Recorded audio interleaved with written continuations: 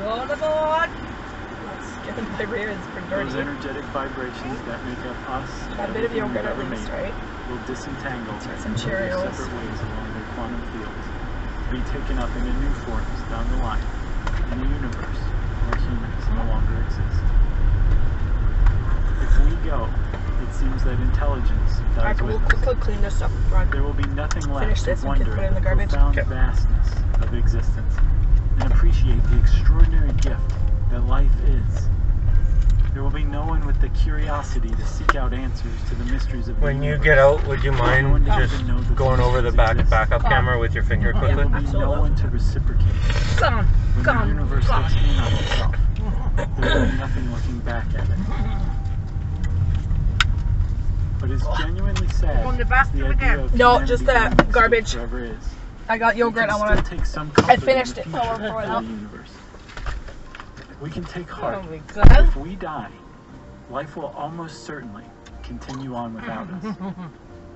Remember, life is resilient.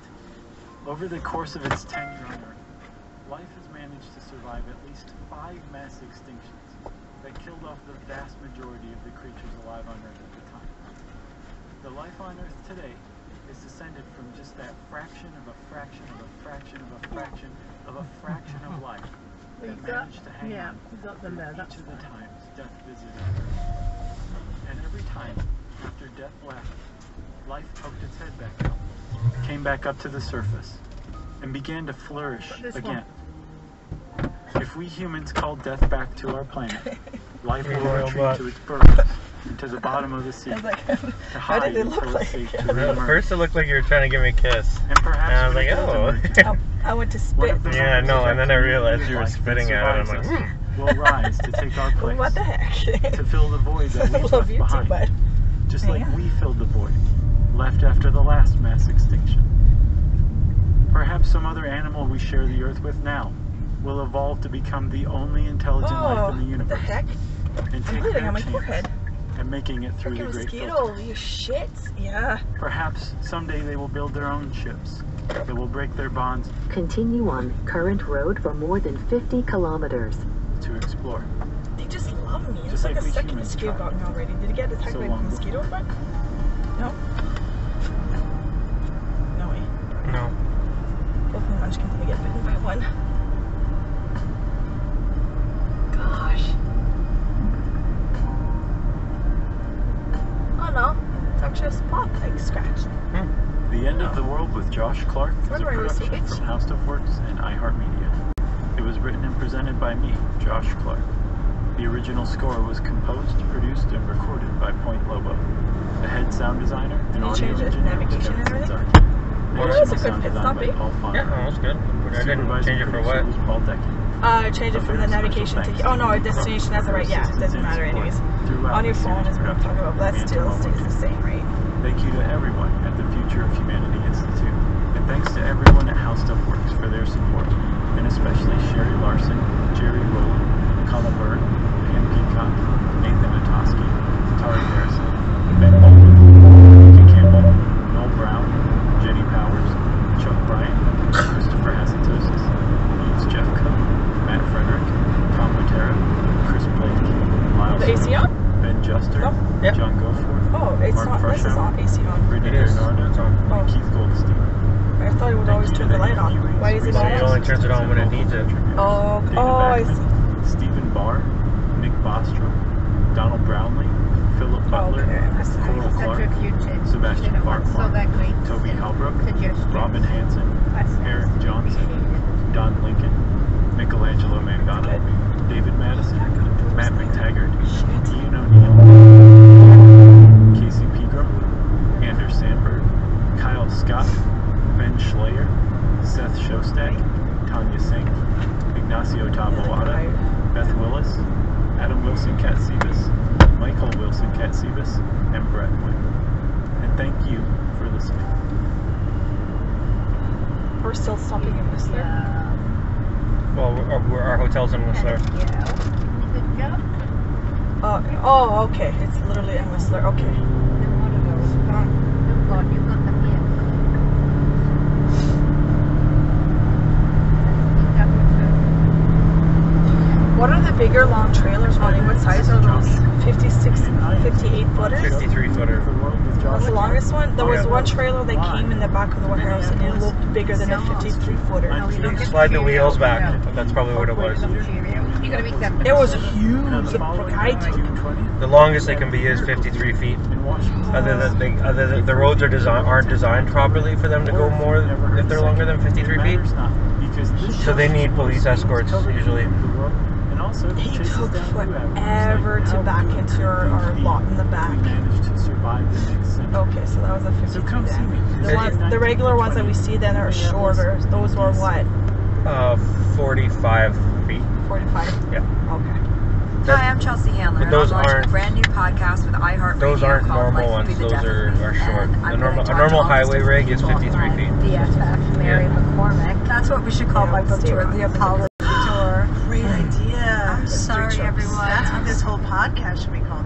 It should be called With the Orange because of the orange theme of the book. Aren't you glad I went to therapy? Life Will Be the Death of Me with Chelsea Handler. Listen and subscribe at Apple Podcasts or wherever you listen to podcasts. There is one other thing. I'm including it here as an epilogue because the series is over. Its message has been sent. But this other thing does tie into existential risks in some pretty interesting ways. So I wanted to include it. I'll just leave it here and you can decide how you feel about it. Back in 2003, Nick Bostrom expanded on a concept that had been around at least since the classical Greeks first recorded their thoughts on it. The idea that what we Are shoes experience still as on? reality Oh no, isn't take them off. real. Take them off. The followers of Plato discussed it at the Academy at Athens, and then in the 1600s it was taken up and examined by René Descartes, the Enlightenment philosopher who famously identified that he was because he thought. Descartes wondered if perhaps we exist in a reality that's actually a dream. After considering his own experience with dreams, Descartes decided that if we do exist in a dream, we would never be able to tell. What he experienced in dreams seemed like reality to him, just as much as reality did in waking life.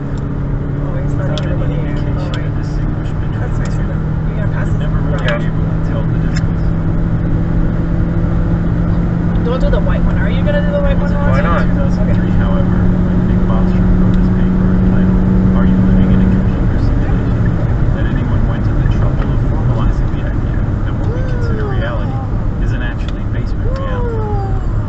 Bostrom hit upon a way to examine the nature of reality, Is there a and bullet it's based whistle? on whether we expect to make it through Yeah, the great this filter. Whistler will probably be the nicest hotel we stay at. Which supposes that there's a very good chance we are not actually real-life humans, that instead we are simulated humans, living in a simulated universe. So Nick Bostrom refined this into a proper logical argument and showed that you need to kind of accept that either we are going to go extinct really soon, or we are, for some reason, our post-human descendants will never ever run simulations, maybe because we're impossible, or because we're very, very moral, or have some combination, or we are almost certainly in a simulation. If you didn't recognize that voice, that was Anders Sandberg, Bostrom's I colleague was in kind the of future falling of asleep. I could humanity. just hear the podcasting and I was thinking, Being an oh, this is argument, actually the very simulation interesting. argument doesn't provide I don't listen to stuff that isn't interesting. But I know. I know that, but I was like, oh, this is like not that bad. a lot of the ones I do listen to are like stories, and they tell them every week a little bit, which I think you would really like. A couple of points. I'm so far behind on some of my news ones. Cosmic endowment came up all the way back in episode 3. That's the idea that if we are the only intelligent life in the universe, as it seems that we are, and once we spread off of Earth, all the matter and energy that we can get our hands on before it expands out of our reach forever is ours to put to use for whatever amazing things we can come up with. I think she was running If for we like 10 manage to minutes, Roddy, and I was like, okay, successfully mommy, navigate give me up. the I want to be existential on a risks that are flight. coming our way, pass through the great filter, then it seems likely that our descendants, humans in the future, Minions? will use some of that cosmic endowment to create massive computers. Perhaps we will use nanobots to deconstruct planets to use as raw materials for those massive computers. And we'll build Dyson spheres to capture energy at the source of a star to power them. That our Oh, descendants will have massive computers simply confirm Actually, it's as far as predictions. They're going up. It's all stuff going up north to build pipelines. Important computing is to our civilization today. It's a pretty good bet that as we continue moving along our technological path, computing will grow ever more important. And should we end up a post-biological society, computers will become even more important. They will provide the support structure for our very being.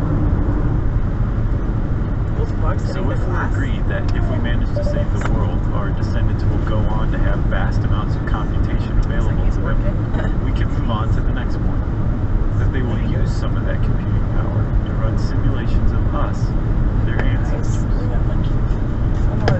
could have any reason to run simulations of human history. For fun, like the reason we play The Sims or Age of Empires, as a sociological or anthropological model, or as part of an educational exhibit that celebrates the time that we saved the future of the entire human race and intelligent life in the universe from near extinction. Whatever their reason, we can imagine that in the future, they might run what Bostrom calls ancestor simulations. Importantly, one of the beautiful things that makes the simulation argument persuasive is that it doesn't matter when this will happen. The argument puts no time constraints on any of this. Our descendants can build those computers and run those simulations 1,000 years from now or 1,000,000. From animals? Yeah. From crossing Just so long as turtles, we can crossing agree for turtles that at some to point they will. horses. Oh my, it So could have if we're been agreed mules, I that our think. descendants will at some point in the future build massive computers and use some of that ridiculous amount of computing power available to them to run simulations of human history, we can now enter the simulation argument. It goes something like this. Either we are living in a computer simulation run by our descendants in the future, or we're not. If we're not living in a simulation, then that means we are what we tend to think we are. Members of the real-life human race, living in basement or real reality in the 21st century, about 2.5 billion years on from the origin of life on Earth. But as plainly obvious as that may seem, the simulation argument raises a question. Why aren't we simulated? Bostrom identified a couple of possible reasons.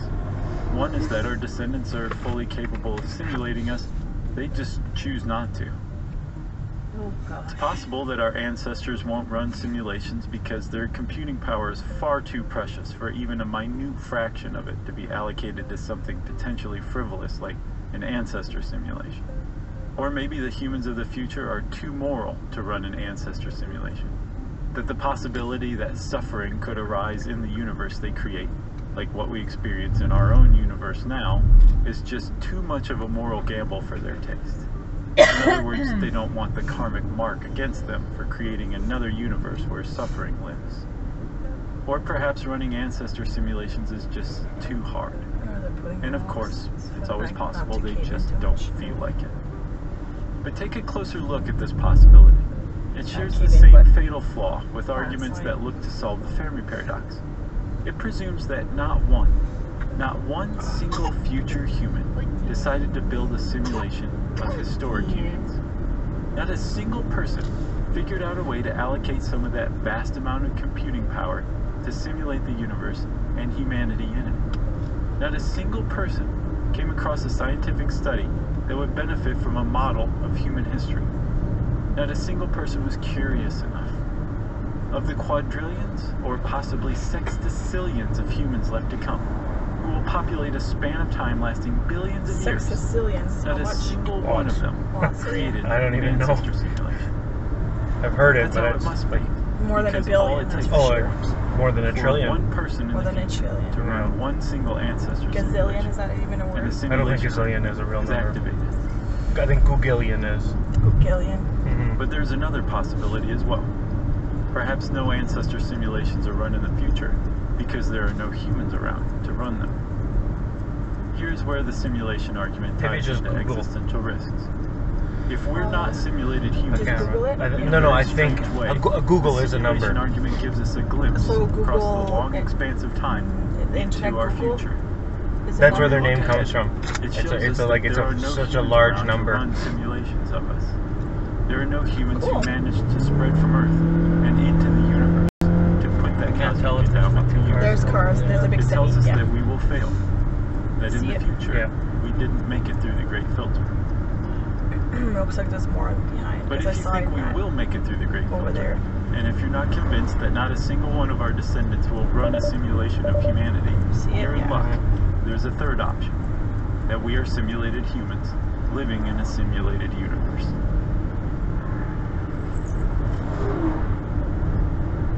Yes, anybody can simply say that we are living in a simulation, just like anyone can say that we are living in what we call real reality. Neither one means anything. They're both just assertions. But the idea that we're living in a simulated reality actually has a leg up over the idea that we're living in real reality, thanks to probability. Horrible, unpredictable, programmable. It's The Sims. Back at the beginning of the year 2000, the software company Maxis released The Sims, a life simulation game where you, the player, controls This individual kind of reminds me of like simulated a computer people. game, like one of the The speed Sims, games. as one reviewer put it, is a Like just celebration of the mundane. Seeing this Sims go curve, about their curve, and also lives. They go to work. You can pick across for a shortcut. And yes, they die. Kind of a thing, right? Yeah. The Sims became an enormously popular game. Between 2000 and 2010, 125 million copies of The Sims and its successive editions were sold around the world. Each time one of those people brought their CD-ROM home, loaded it into the tray, booted up the software, a new iteration of The Sims universe was created. It was the same universe, it followed the same rules, the same programming. It followed the same physics and logic, and the Sims all navigated their universe made up of the same set of possibilities. But each iteration was distinct and different. Each one was a discrete version of the Sims universe. And we can expect something along the same lines with any simulation that our ancestors performed. Whether it's a scientific model for an anthropological study of history, or whether it's the software of a popular game, whether it's a class project, each time that simulation is run, a new iteration of our simulated human universe is created. Say that at some point in the future, again, it doesn't matter when, but at some point across the billions of years among the quadrillions of people left to come, there's a 10-year period where an ancestor simulation software that is equally as popular as The Sims is created and sold.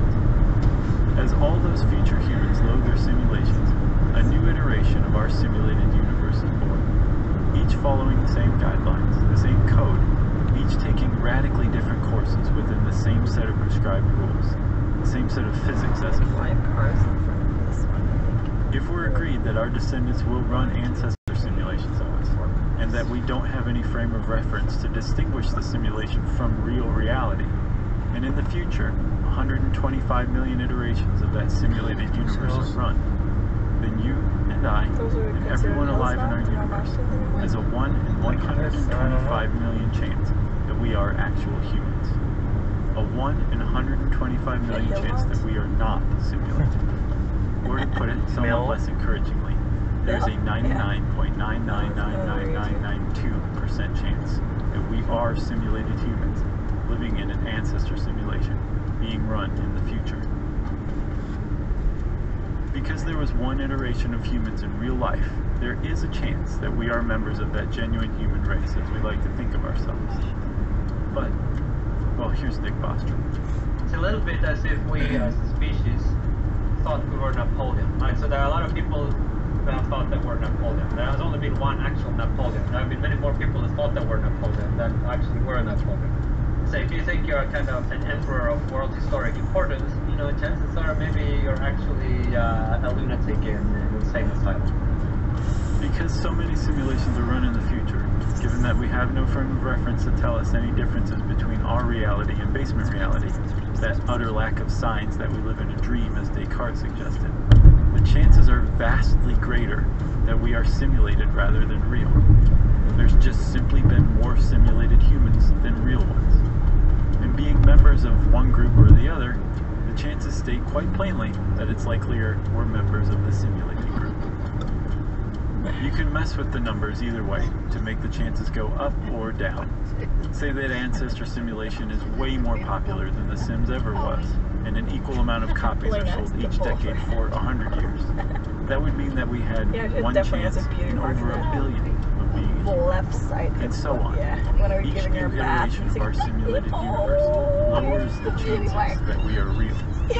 But, like I said before, even just one ancestor simulation run in the future activates the simulation argument. Even if just once in the whole future history of the human race, only one iteration of our simulated universe is run, we still have even odds that we're simulated. If we make it through the Great Filter, and our descendants run ancestor simulations of us, we have at best a 50% chance of being real humans.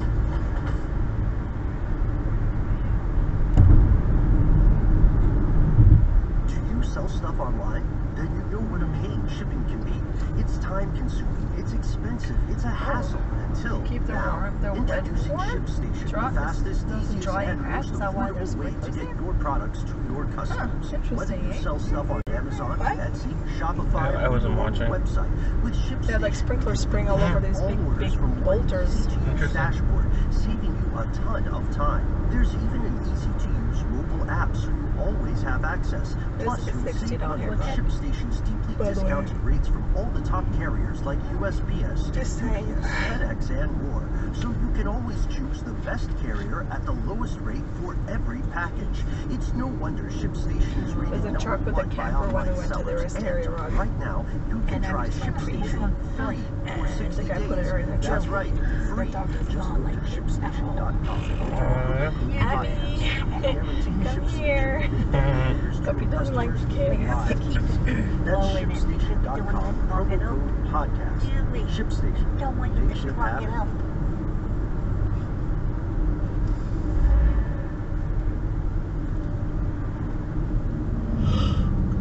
I should say that if it does turn out that we are simulated, our simulation could have been built by any number of things. It's possible the people who created us aren't future humans at all, but some other intelligent life entirely. It could be a race of Martian ancestors that real humans diverged from eons ago. An intelligent machine, super intelligent mice looking for the answer to the meaning of life. It's even possible that our universe follows a more basic set of physics than what governs the universe our universe is simulated within. Perhaps there never was a one true race of real-life humans, any more than there was a real-life race of What is it? sims. That's what they're on. But the thing about the simulation argument is that it calls for the least amount of speculation, the least amount of unreality for it to be right. All it requires is that our descendants will run simulations of humanity in the future. It's rather elegant in its simplicity. That's what makes it convincing.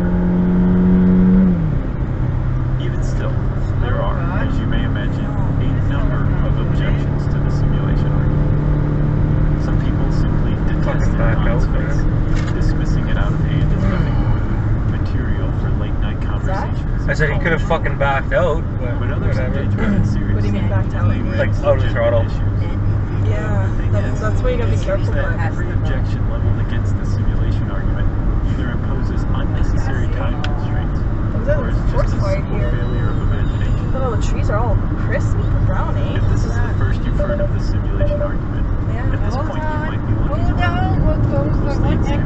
Was there a forest fire here? There may have been, yeah. Yeah, I'm sure there was.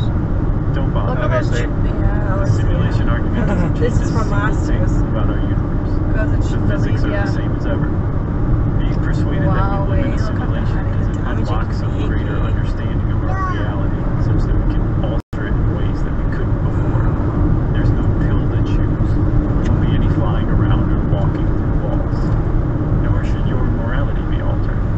Your mother is just as real as she was before, and she would be just as disappointed as before if you decided to start a life of crime because we're simulated, so why does it matter?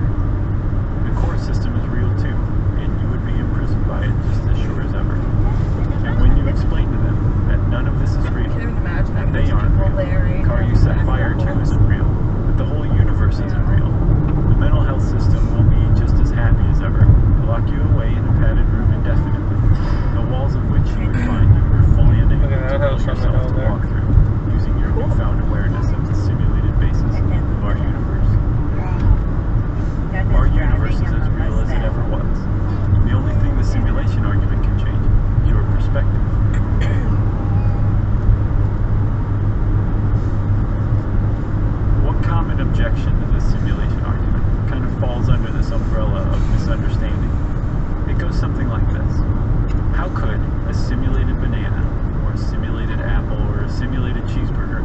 possibly provide nutrients to us? How could it sustain and nourish us, alleviate our hunger, make us feel full? It's kind of like the hard problem of consciousness, the puzzle of how we get from neurons firing to subjective experience. Sure, you can simulate a banana, but you're simulating a banana. It's on a computer. And those of us who are looking at the banana know we are looking at a banana pictured on a computer.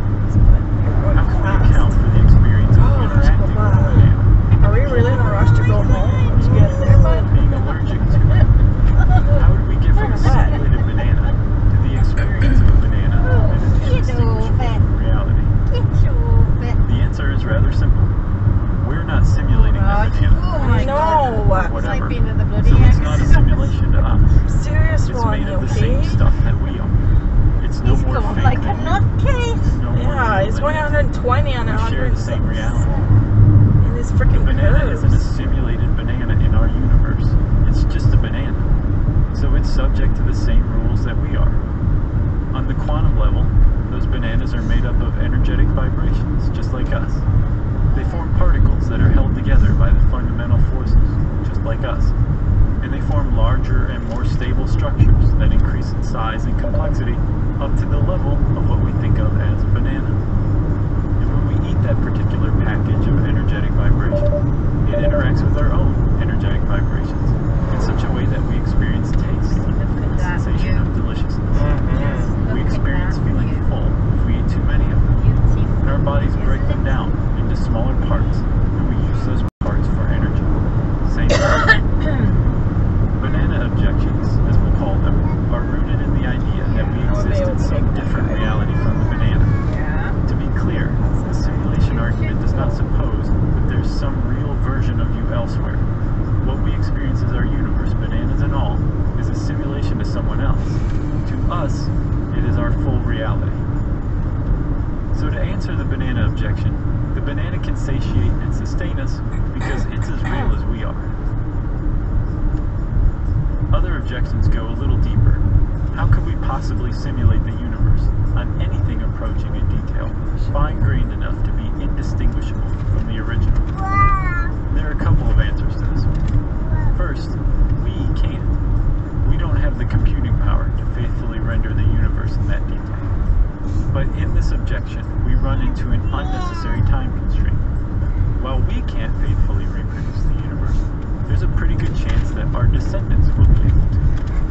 We, those of us alive today, are already on track to doing this.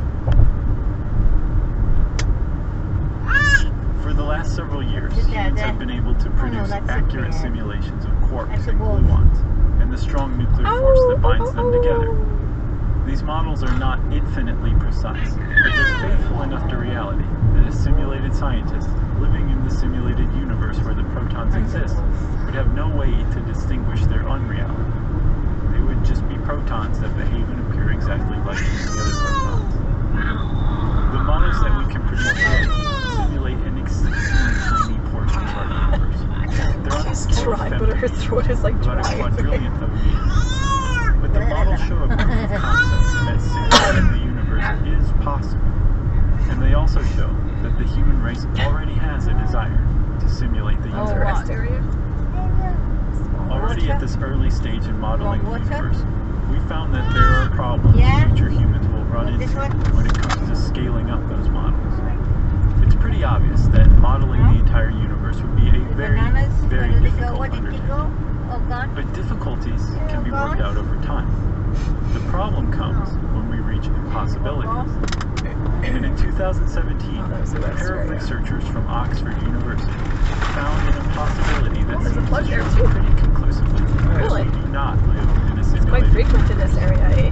Yeah, BC is really invested in electrical infrastructure properly, somewhat. Well, more than other places. More than, Called the quantum Hall effect, which describes the way that electrons bounce between energy states, called the quantum leap, in the presence of a magnetic field and extremely low temperatures. It occupies this arcane corner of particle physics as there is. But the point is, the researchers found that to accurately simulate the effect, the computational power required doubles each time you add a new particle to the model. Rather than increasing the power needed by 1 unit, it grows exponentially.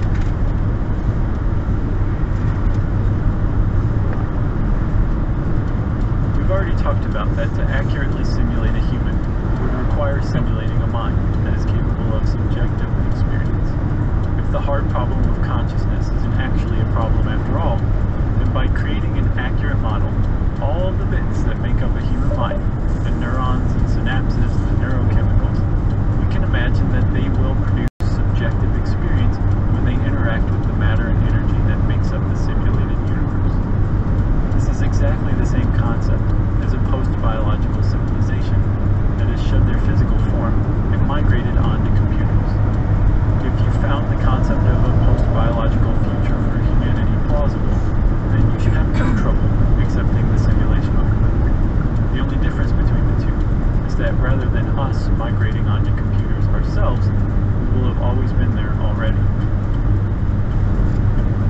As Nick Bostrom points out in his paper on the simulation argument, the human brain can process about 10 to the 17th power operations per second. If that's the amount of processing power it takes to experience subjective reality, then that's about what we would expect it would take to simulate a human mind. Yeah, perfect. And to run a simulation of all of human history would require that amount times around 107 billion. So long, since that's the number sucker. of humans who've been born up to this point. Although we can't imagine that as humans die, the processing power required to produce their subjective experience would be freed up to power the minds of new humans as they're born. So perhaps all you'd ever need is enough processing power to simulate all of the minds of the humans who are alive at any given moment. Which means that to simulate a global population of 10 billion, you need a computer capable of processing 10 to the 27th power operations per second. That's not including the processing power it would take to simulate programs, which we could expect could expand the requirements to mind-boggling numbers. There are surely a lot of corners future humans can cut to create a simulation. You wouldn't need to simulate the entire human class, is what we can detect. And it's possible they wouldn't need to simulate the universe at all. Rather, they could just create a program that stimulates our minds directly to experience the universe. Even with these shortcuts, though, there's an enormous amount of ground to cover before we get to the point where we have the processing power of the magnitude required to simulate a human mind, let alone all 7.5 billion. This is canola. Take this for example. Back in 2014, the Fujitsu Corporation ran a test on its Fujitsu K, at the time the fourth fastest supercomputer in the world, a ranking that is no small feat. In the test, the Fujitsu engineers wanted to see how long it took their K computer to process 1% of the amount of information that a human brain can process in 1 second. The K managed to process that information, but rather than the 100th of a second it would have taken the brain, it took the computer 40 minutes to complete the task. And it's worth noting, the K required 12.7 megawatts of electricity throughout the 40 minutes it was running this test, about the same amount of electricity needed to power the entire city of Sacramento, California. Considering the gap between where we are now and what's required to run a respectable ancestor simulation, it might start to seem that such simulations are indeed impossible. But easy there. We're only running up against an unnecessary time constraint. Given enough time, it seems quite possible to build a computer that could run an accurate simulation.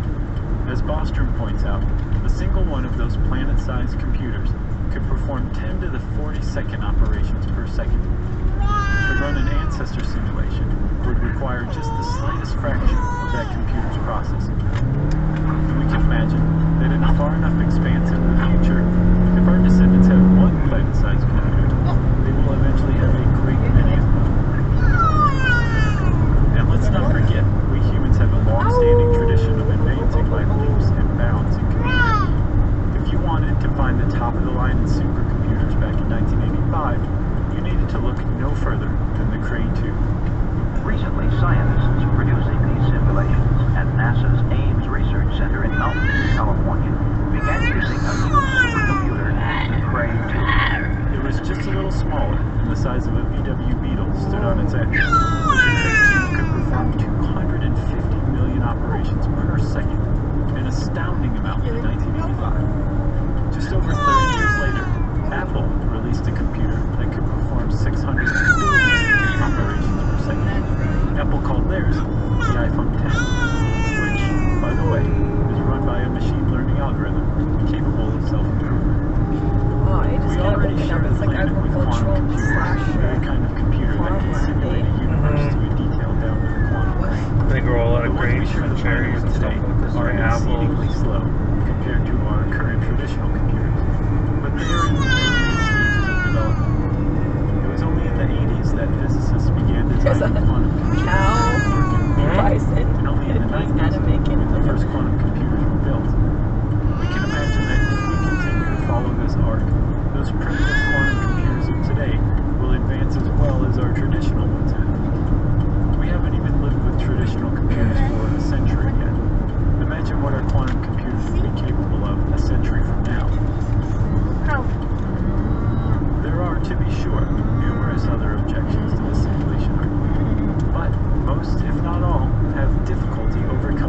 non-limitation of time. When we give our descendants the luxury of time, those people whose future lives we will save by taking on our existential risks become capable of anything that we can imagine and more, including simulating us.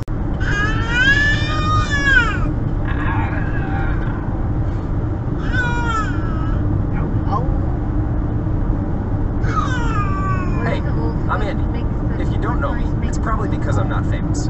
But I did start a men's grooming company called Harry's. The idea for Harry's came out of a frustrating experience I had buying razor blades. Most brands were overpriced, over-designed, and out of touch. At Harry's, our approach is simple. Here's our secret. We make sharp, durable blades and sell them at honest prices for as low as $2 each. We care about quality so much that we do some crazy things, like buy a world-class German blade factory. Obsessing over every detail means we're confident in offering a 100% quality guarantee. Millions of guys have already made the switch to Harry's, so thank you if you're one of them. And if you're not, we hope you give us a try with this special offer. Get a Harry starter set with a 5-blade razor, weighted handle, shave gel, and a travel cup. All for just $3 plus free shipping. Just go to harrys.com and enter 4444 at checkout. That's harrys.com, code 4444. Enjoy!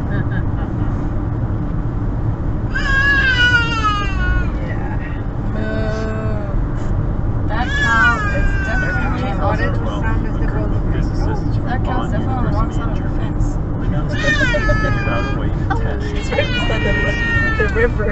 And for him, our simulation is anything like the femtometer scale simulated models of protons that we can produce now. And that means it isn't an infinitely accurate copy of the real universe predicted by Einstein's theory of relativity.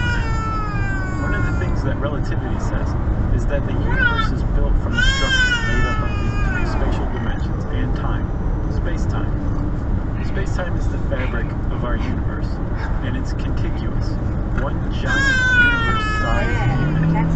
There's no gaps in it anywhere, no matter how far we zoom in. Remember when energy fields came up in the physics episode? And I mentioned that these energy fields are everywhere, at every point in time and space. That's what that means. There's no place where those fields aren't, because there's no gaps in space-time. There's no place where space doesn't exist, just as there aren't any gaps in time where there's no time. It would take an enormous computer to render an infinitely accurate version of our universe, potentially one the exact size of the universe. And so we might guess that the designers of our simulation would be forced to make a version that's just slightly less accurate than the real thing, which would mean that the fabric of the simulated universe wouldn't be infinitely smooth. There would be gaps in its structure, gaps between the individual units that it's built from. TGP, yeah. If we could only zoom in close enough to examine it, we would find the fabric of our simulated universe was pixelated. But we can't zoom in that close to observe space-time directly, so the Bonn University researchers suggested a way that we can emulate it by watching how the smallest bits of matter in the universe, ultra-high energy cosmic rays, travel around space. Remember, cosmic rays are high-energy particles, most likely spit out from supernovae, that zip around our universe and collide with other particles, and may or may not produce microscopic black holes when they do. They're one of the things that we model in particle colliders. If space-time is contiguous in our universe, make the red river look so boring, right?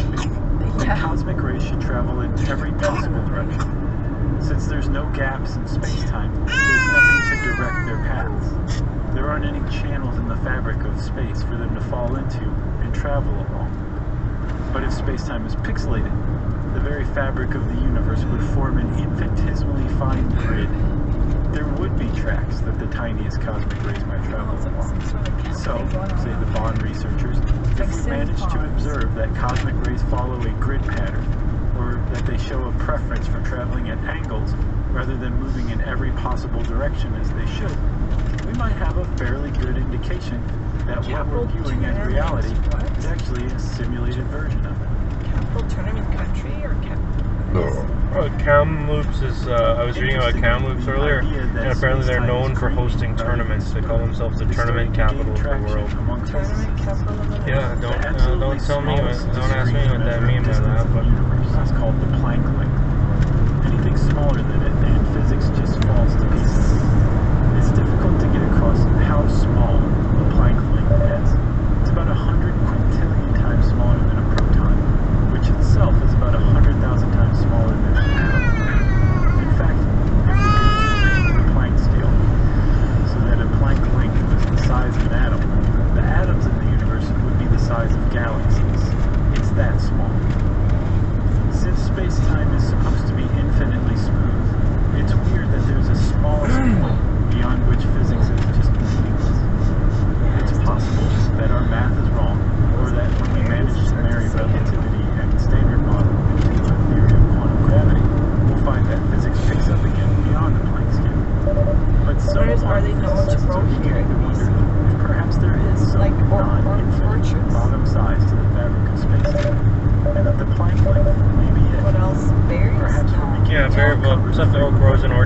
apples, berries, to distinguish between stuff like that. reality and real reality. Grapes.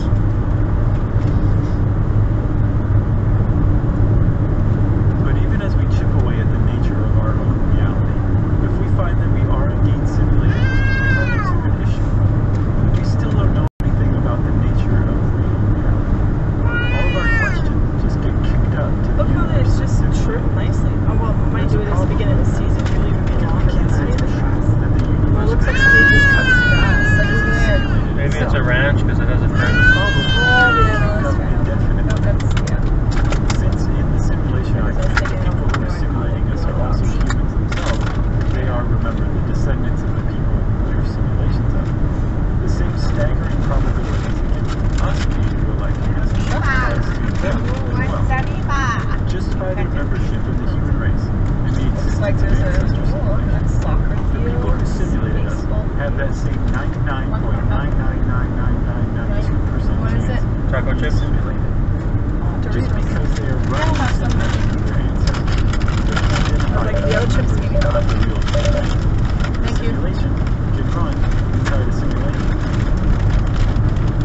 When our descendants run ancestor simulations in the future, there will be simulated versions of we existing within our.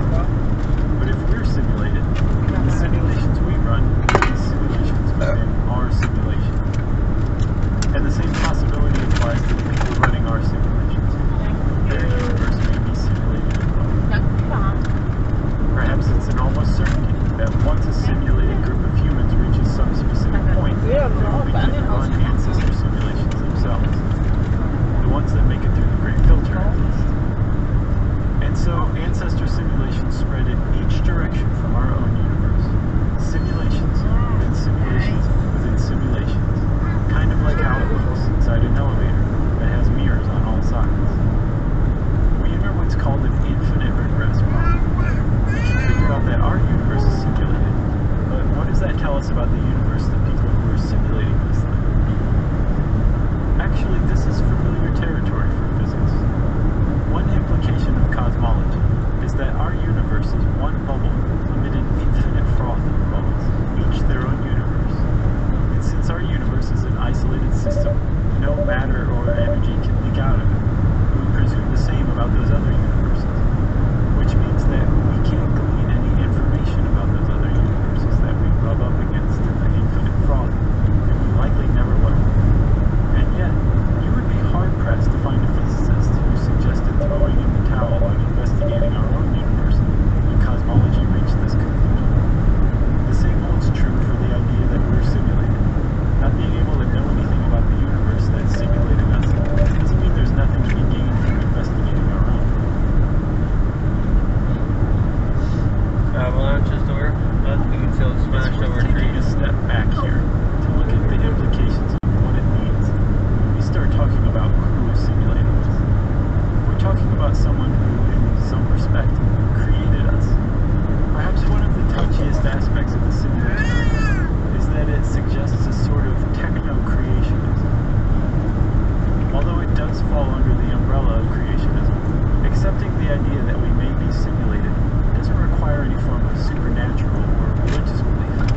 If we're simulated, we can identify who created us. It's the descendants of the people who we're simulations of. Future humans created us. But who exactly? Would the software developer who wrote the code that produced us qualify as our creator? Would the person who directly booted up the simulation we live in? Or what if our simulation is a scientific model?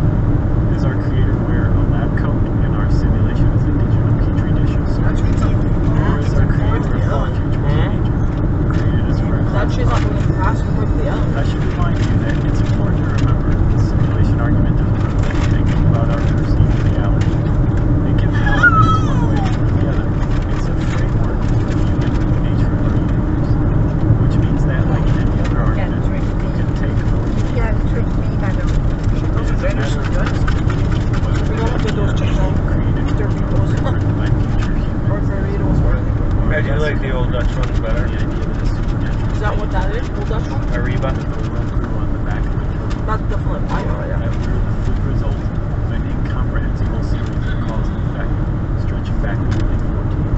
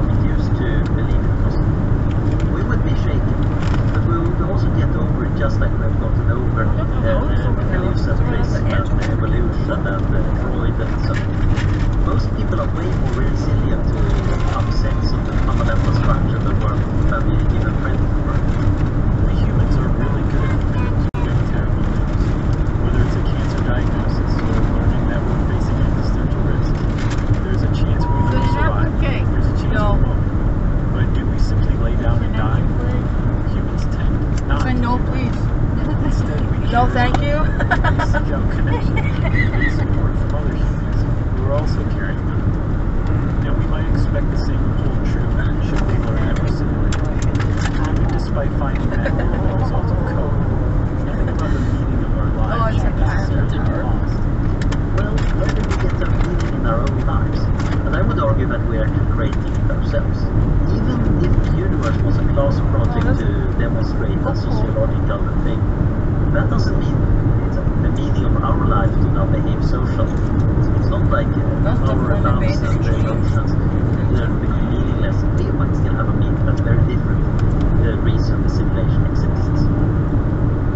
It will probably be tough to keep in mind, especially for the people who are alive at the time when we learn our universe is simulated. But at bottom, really, nothing much changes for us. Our understanding of our nature deepens. In a very direct way, learning we are simulated would focus our investigation into our universe. It would certainly explain a lot.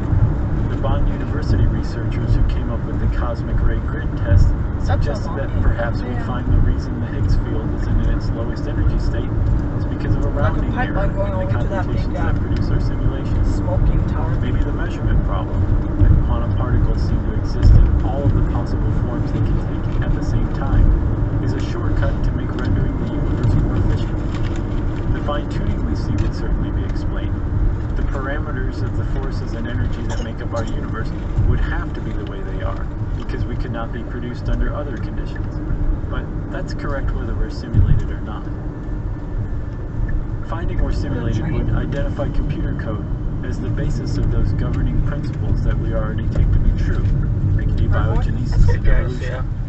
We wouldn't expect that understanding the truth of that would change how those processes work. But perhaps we could learn how to change them ourselves. In 400 meters, turn right onto Salish Road. In a fate, and take control of how the universe operates to shape it more to our liking. After all, isn't that what the study of physics is? Taking control of the universe would also focus the moral responsibility that we have in making our universe a better place. Turn right onto Salish Road. Bring wherever we found it, we would be morally obligated to do so. But then, that's the case already as well. The difference is that we couldn't let ourselves off the hook by chalking that suffering up to inevitability like we do now. Gosh, it's so nice. Everyone in? Yeah. Oh, cause she's like seeing everybody walking out and coming in, right? And she's like strapped in here.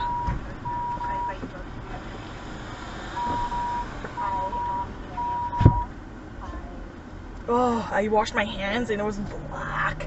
Even though they kind of look clean, right? I'm like, oh, gross. Did you wash your hands though? Yeah, of course. Yeah, I asked me that once already. I don't remember it. Oh, I guess you don't know. I'm fine, thank you. I'm okay, thank you. I filled up on the Doritos. Continue on current road for about 6 kilometers. For 20 years, and I returned back to New York City a couple of years ago. A lot of my work. Yeah, that would have been like a. What is this? I know, but we're getting on the main highway over there. I am happy to be here, joining you for this conversation alongside Sydney. So everybody just left behind her, right? For organizing and work over the years as well. My name is Sydney.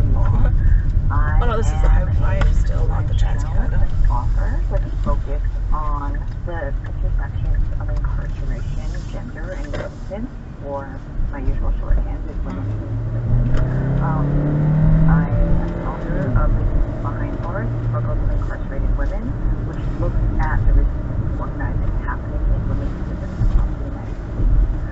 I am the author of an upcoming book with my memoir, editors by Silence Out, and our book is called Your Home is Your Prison, and it looks at ways in which popularly proposed alternatives to incarceration often have the effect of increasing the carceral case rather than escalating the abuse into our homes, our communities, and our lives.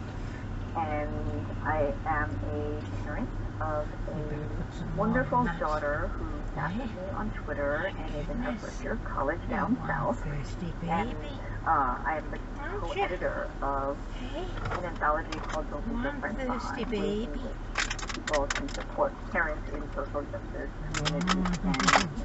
communities and on some of my own experiences and the parents that heard other parents and caregivers talk about when they are trying to organize Let me put that in there first then. Don't be patient, be patient.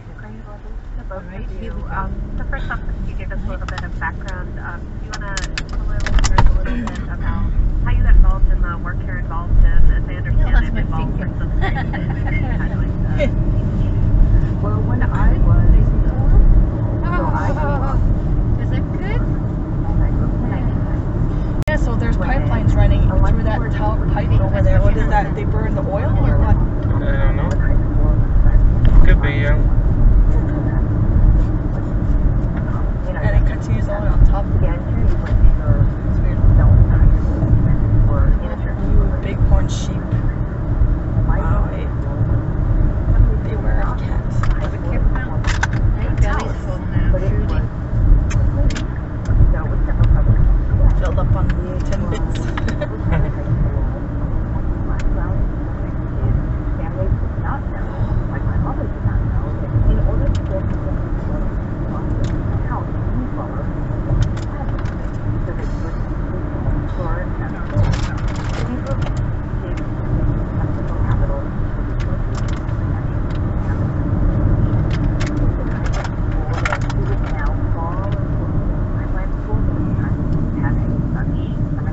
so it was just a school in which there were metal detectors and airport x-ray machines. Cal tires are where the plug-in was. That would have been the place to charge. Releasing this yeah, we drove past the Honda too. We've received a constant stream of questions from you about the future of Thunder Bay, the city, and about the future of Thunder Bay, this podcast. Ooh, that's a big bridge over there. A lot of things have happened since then, and I'll have a full I think we're going over there. Are there Until bridges? then, I want to tell you about another show from Canada Land Crazy, Podcasts. It's the show I used to co-host, Commons. Journalist Archie Mann is now hosting, and I love what he's done with it. His last season was all about corruption. It was full of incredible stories about white-collar crime in Canada. If you haven't heard that yet, you should. His next season, Crude, is all about Canada's addiction to oil. This is not a show about pipeline policy and environmentalist protesters. This is about how oil seeps into every aspect of our country. Like it or not, Canada is built on oil. Commons will tell you the stories of the people who have gotten rich, gotten sick, or have otherwise had their lives changed by the industry. Here's the first episode. If you like it, subscribe to Commons for more.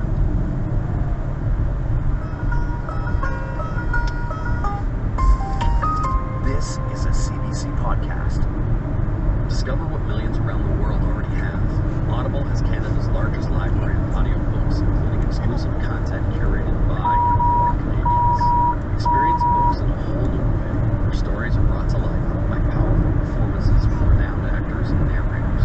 With the free Audible app, you can listen anytime, anywhere, whether you're at home, in the car, or out on a job. The first 30 days of the Audible membership is free. Like what happened? .audible.ca/CBC to learn more. Is it too hot? What just happened? Josh Brock from Escaping Next Year. What happened? What happened, Mom? An update around the charges against Next Year. There have been a number of signals. Just this week, Yeah, she touched her ears and she, so the pressure might have done her role in the secret women's group, DOS. Her ears are sore when you touch them. The court case involving Keith Ramirez is scheduled for the trial on pressure, high-low pressure. Jake was on however, it's developments. She's the host of CBC podcast. Yeah, exactly. I asked 4 times. You should subscribe. It's great. But before we get to the interview, I should say, if you haven't listened to the full season of Escaping Next Year, In 700 meters, turn left onto Highway 1 West. high-level former members of the group, and you find out how this all happened. It's season 1 of Uncover. And of course, season 3 of Uncover is The Village, which is In 300 meters, turn slight left left onto Highway 1 If she wants west. to play with that. Thank you so much for coming on the podcast today. $1. Turn slight left onto Highway 1 It's like maybe west. a cent. So I want to talk 50 today cents. about Allison. 50 cents a person. So her involvement in Nexium. She was best known as an actor on the teen show Smallville, which is about Superman. I guess I've always had my suspicions. The quick exits, the miraculous recoveries, the lame excuses. Which I just want to mention.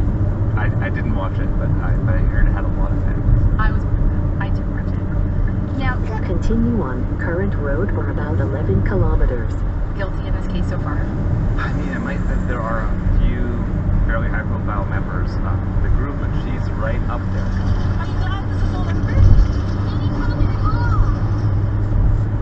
Let's start with what is Nexium. So Nexium claimed to be a self-improvement humanitarian organization, and they offered this slate of like really expensive self-improvement workshops.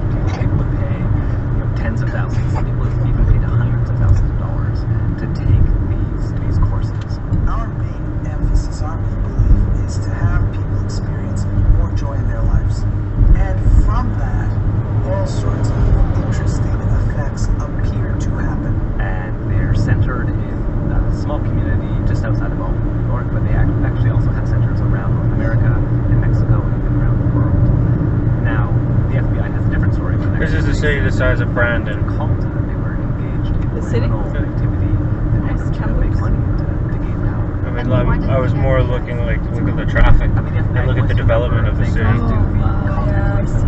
I'm sorry. Cult experts talk about how this organization is so We're the first time pointed at. That's kind of cool, eh? philosophical leader of this group. As individuals, we strive to break through deep existential isolation. We want to touch someone we want to know that other people have souls gotta stop scratching to experience. today. Want to experience. But it itches so much. They were using, they claim, manipulation and coercion to keep people in the group to spend more money often than people were able to spend. There were other elements where people were required to disconnect or dissociate themselves from family members or friends who were not part of the group, where they demanded, people's entire life and energy and time, had to be devoted to this organization. Those are a few of the qualities that some people claim make it appropriate to call this group. Within 18 hours of my quitting, the legal stalking of me began. Oh, there's a line on that side that doesn't bother you. 18 hours later, knocked on my door, and they served Oh, no, I didn't even me notice. with legal documents, threatening Now you're gonna look at it civil now. and criminal No, action, not bad. accusing me of extortion, coercion, and blackmail. Okay, so before we get to what was happening 90 down in our here circle, what's Allison's involvement? So Coppers Allison don't be like, Mack "Ooh, joined this guy's going freaking Nexium in fast." 2006, and she was, it was a very calculated target. Unless that's wrong. She was a great get. I believe I saw signs for 100. 100, yeah. Profile. Nexium often Because his equates cars look like they personal look growth good at with least. wealth and fame and power. Those things go hand in hand. they always So it was seem really like important to be able to say, Cool. look, we have someone like Allison Mack who's part of our organization. So she joined in 2006, and then she eventually small one, eh? takes more and more courses, and then eventually leaves her acting career and moves to this small little suburb outside of Albany, New York, where the inner circle lives. There's a few hundred Nexium members that live there, and essentially commits herself to that life. The traffic that Just the infrastructure development. It's just like, to taking courses, to teaching courses. well, we haven't stopped at a red light. that's what I mean. I'm not laughing at this. I'm laughing at Manitoba. Oh yeah, no, I know. Like this is awesome. Like it's a joke. Yeah, I knew what you meant. I knew what you meant. And then practice being honest with all It makes us look bad. and then that expanded out and out and out into the rest of my life. And now I have those beautiful friendships. People that go so far beyond anything I could have imagined. Speaking of those people who were devoted members, Because it tells you if the roads are closed. reason I started investigating Nexium is because of a childhood friend of yours, a woman named Sarah Edmondson, and she reached out to you about escaping this group. And so, how does Sarah and That's good. Like pulled out of there, right? Healing over again. So Sarah Edmondson was, I went to daycare with Sarah Edmondson, and I ran into her about a month after she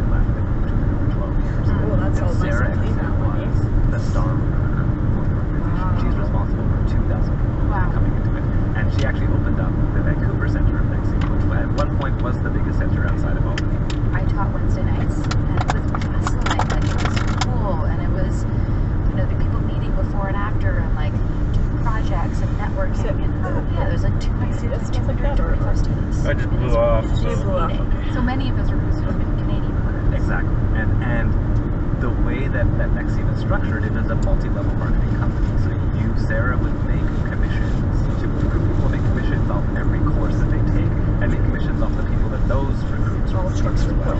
So the connection between Allison Mack and Sarah is that it's not even all commercial trucks, it's all trucks over 5,500 kg, over 10,000 pounds.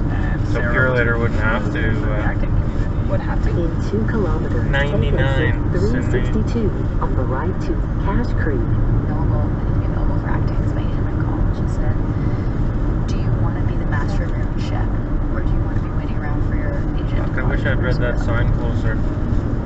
Because it said take this is the Whistler Scenic Road, and we're making such good time, I would take the Scenic Road. So we have Sarah Edmondson, she's one of the she's a mentor, and we have Allison Mack living with this very inner circle. Cache Creek. And things take this. In 1 kilometer, take exit 362 on the right to Cache Creek. Details of how this 99. Okay. But the FBI has focused a lot of its investigation on this group called DOS, which some people say stands for Dominus Obsequious Sorority.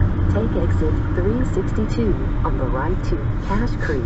It's a secret women's group within the organization, or associated with the organization. Oh my gosh.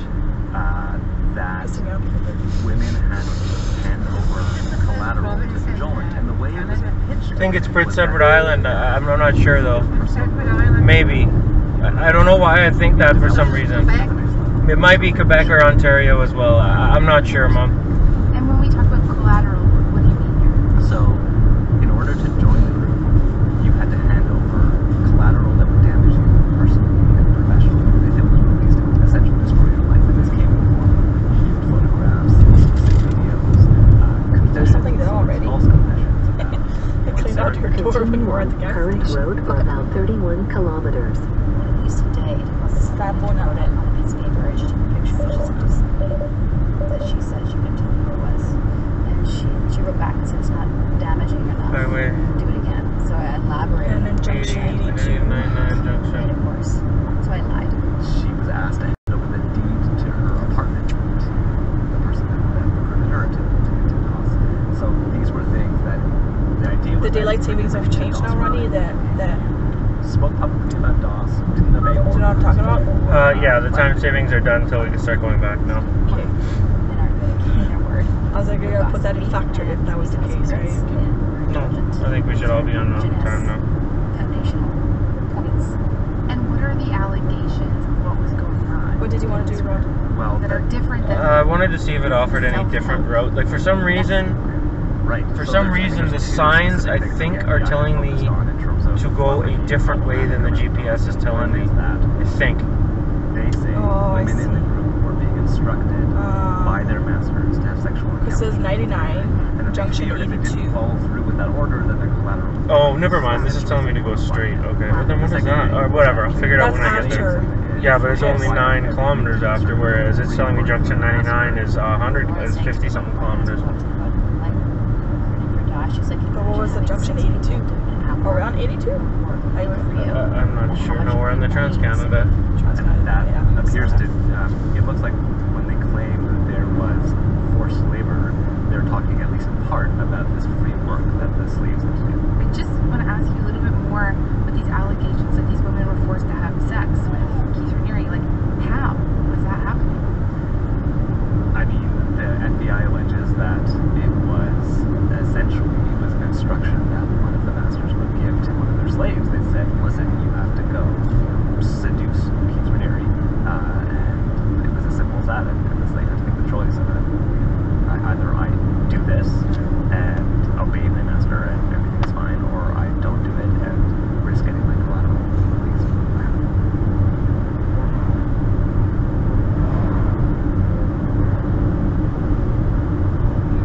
For some people who have been following the story a bit, they might also remember this idea of branding. Tell me a bit about that. Right. So one of the final stages of your initiation into DOS, into the secret women's group, was to be branded on your body with the symbol. And then Sarah said that she was told it was going to be a symbol that represented the 4 elements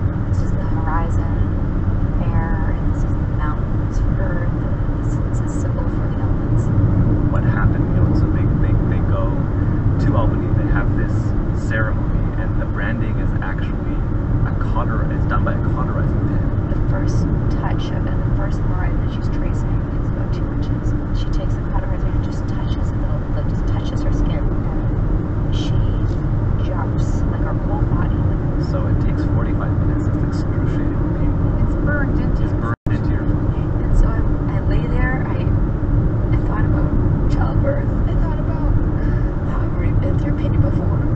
And later, she said she's discovered that in fact it wasn't this other symbol. It actually included the initials of Keith Raniere and also of Allison Mann.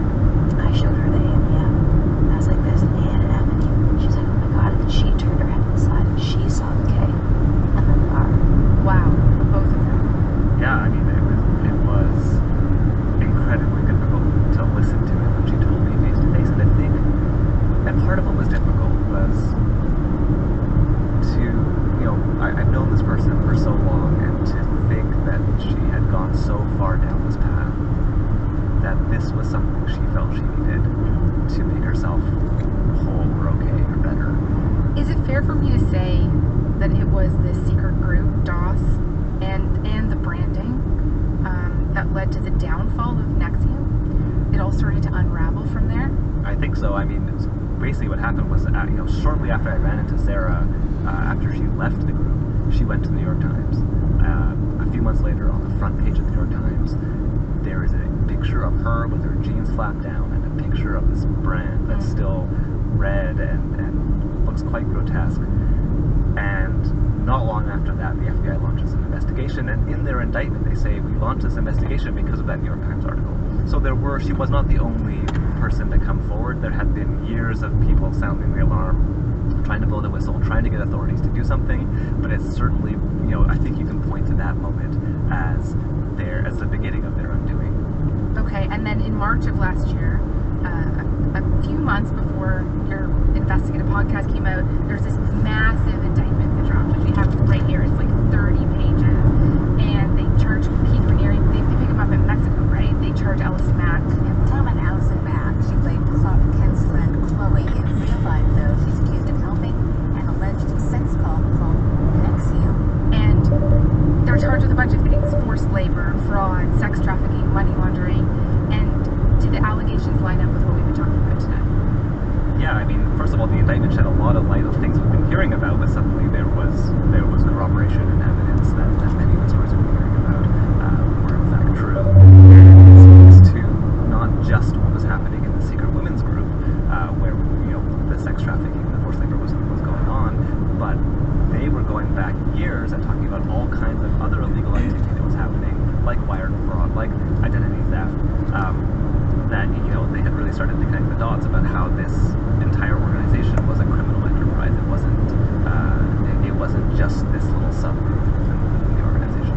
And it's not just Keith and Allison who are charged, right? There are other women who played very important roles in this organization. That's right. So Keith was arrested first, and Allison a couple weeks later, and then by July there's 4 women. Claire Bronfman is a multi-millionaire from the secret family who invested millions of dollars in this organization. Nancy Salzman was the president of the company. Her daughter Lauren Salzman was Sarah's best friend, and then a bookkeeper named Kathy Russell.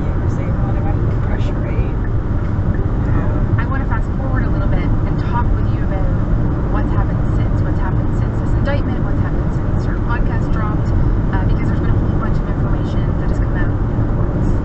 Right, so the biggest development that's happened since then is that 3 of those people that have been arrested, 3 of those leaders have now pleaded guilty. Nancy Salzman pleading guilty to 1 count of racketeering conspiracy in Brooklyn Federal Court on Wednesday. Lauren Salzman admitted to conspiracy at a hearing this week. Nancy Salzman, her daughter Lauren, and then this week Allison Mack.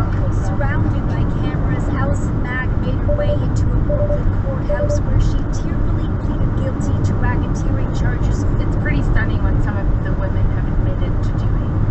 So, for example, Nancy Salzman admitted in court that she tracked and monitored the username and passwords of suspected roles in the group to ensure they weren't leaking details about the group's inner working. Salzman saying in court she thought they were doing good at the time, but... Yeah, I mean, look, this is, again, especially when you're investigating a group like this early on before the FBI investigation,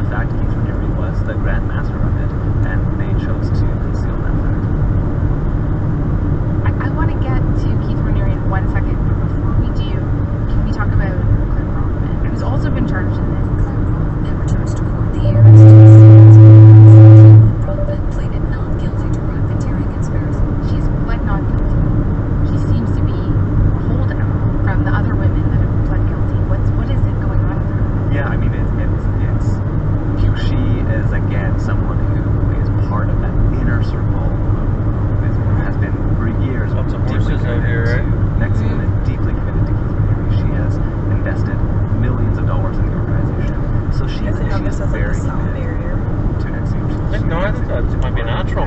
She has set up I saw like a bunch of houses on some this is all up. Oh, you think maybe they put it there? Yeah. The judge brought up this, and the prosecution was concerned that her co-accused would be less likely to plead guilty or cooperate with the prosecution if they knew that the money would be withdrawn that was paying for their lawyers. So that has become an issue as well in this case. And then there was also this news, which is really like tangentially related to the case, but that she passed out in court earlier this month after the judge referenced that she was represented by Michael Avenatti, like Stormy Daniels' U.S. lawyer, Michael Avenatti.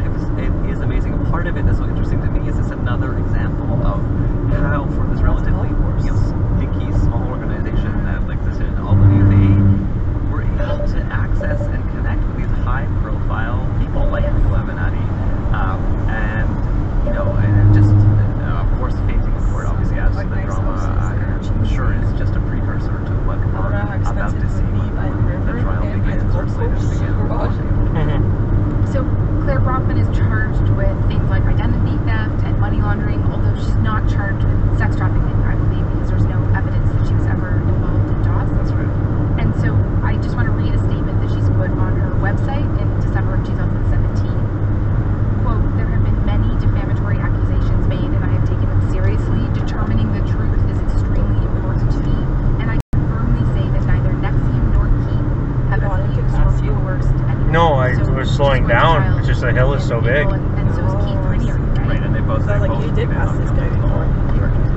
What the fuck? Why is he slowing down now? The case against Keith Rainier. Maybe he's running out of power too. Yeah, because he's pulling a tree out, right? Well, there was I meant the guy in the GMC. No, the GMC. Around child exploitation and child pornography related to a relationship he had with a 15-year-old girl. Those charges were dropped by the judge, but because of jurisdiction issues, they didn't fall into the Eastern District of New York. It could be picked up by the Northern District of New York if they so choose. And what is he saying about these charges and all the other charges that he's facing, or what are his lawyers saying? His lawyers are saying that he pleads not guilty to all these charges. Let's look at what actually happened. No collateral. There was no. He never threatened. He's never threatened anybody about anything. I defy anyone to say this. I actually spoke with Mark Kniflo, who's one of Keith Rainier's lawyer, for our podcast, and they have a very different story about what happened with DOS and with Nexium. There's Nexium and then there's DOS, and they're two separate things. And I think so. What you're referring to is the government's view of DOS. They say, look, these are consenting adults. These are women who agreed to be part of this group. There was no non-consensual interactions with Keith Rainier, and in fact, he goes so far to say that this is government overreach. This is a case of government sexism where men have these fraternities and these rituals and do all kinds of stuff, and no one bats an eye. But when women decide to have these kind of an edgy kind of group where they're branding each other, suddenly the government has to step in and stop it. DOS is a sorority group of women, and it's only women. The women of DOS has decided is we're going to have this group of women, and we're going to have some extreme protocols. Admittedly, we are going to, some of us are going to brand ourselves. Absolutely 100% voluntarily. And what implications do you think all these plea deals are going to have on his case and Claire Bronfman's case? Well, I can see why this would take us 4 hours. Does not bode well for the remaining defendants. In Lauren Salzman's case, part of her plea there's a was an extended truck going 20 kilometers an hour. Cooperation agreement she has with the prosecution, and she very well could testify at the trial. We also don't know yet if Allison Mack has some kind of deal with prosecution that she will also testify. So, Josh, I'm really curious to know, this is a story you've been steeped in for so long. Are there any big unanswered questions for you? I want to get to Whistler in a decent time so we can started investigating this do story, some things. I knew so little about the group. Like, it was only this small window into it from Sarah Edmondson, and slowly over the course of the investigation, we've gotten these drips of more information as the FBI indictment comes out. Other people come forward with their story, but Nexium recorded everything that went on. I mean, the prosecution says they have many terabytes of information, that every time there was a board meeting or that Keith Rainier met with the president of the company, Nancy Salzman, they would record it. A terabyte is no joke. They said it's on one of the floors of a library or something. Wow. So what I'm looking for is that we're going to learn a ton about this organization and exactly what was going on behind these closed doors and how this kind of group operates. I mean, I do think that there'll be a whole other podcast series to make once you have all this rich understanding of the inner workings of a group like this. And I will say, I really hope you make it, because Escaping Nexium, which is a CBC Uncover podcast that you can download wherever you get your podcasts, is a podcast which I binge listened to in about 3 days. So Josh, thank you so much for coming by today. Thank you so much. It's such a pleasure to talk to you. The hills. That conversation with Jamie Poisson was from Front Burner, CBC's daily news podcast. I really encourage you to subscribe. You can find it wherever you get Uncover. We will be releasing more Escaping Nexium updates as the case goes to trial. Also, check out Season 3 of Uncover, The Village, which is being released now. It's hosted by my colleague Justin Ling. The series investigates serial killer Bruce MacArthur and whether he's connected to more than 24 unsolved murders in Toronto's gay village. For more CBC original podcasts, go to cbc.ca/original podcasts. 45% off select computers with Intel Core processors. Call 877-BUY-DELL to speak with a small business technology advisor today. That's 877-BUY-DELL for tech, advice, and one-on-one partnership.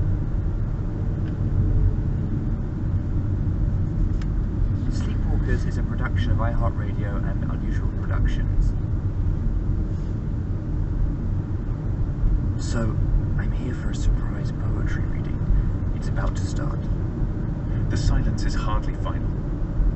Somewhere in the street, I can see the trees begin to rise and fall for the light of the dark thing above me. The dream is like a shiny black hair, and the sun is like a dream. I stand up and watch the sun shine on a single day, and the sun is a chance to accomplish from the springs my own delight.